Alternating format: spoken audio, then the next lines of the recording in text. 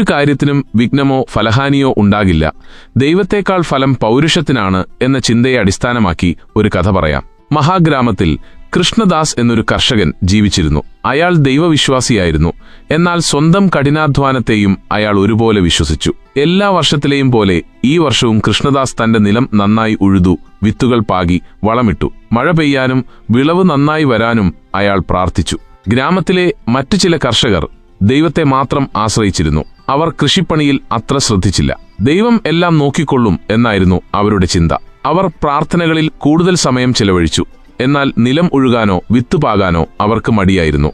കാലം കടന്നുപോയി. കൃഷ്ണദാസിന്റെ നിലം പച്ചപ്പോടെ വളഞ്ഞുപുളഞ്ഞു. കൃത്യസമയത്ത് മഴ ലഭിച്ചതിനാൽ അവന്റെ വിളവ് സമൃദ്ധമായിരുന്നു. എന്നാൽ ദൈവത്തെ മാത്രം ആശ്രയിച്ച കർഷകരുടെ നിലം വരണ്ടുണങ്ങി, വിളവൊന്നും ഉണ്ടായില്ല. അവർ കൃഷ്ണദാസിനെ പരിഹസിച്ചു. നീയെന്തിനാണ് ഇത്രയധികം കഷ്ടപ്പെടുന്നത്? ദൈവത്തിൽ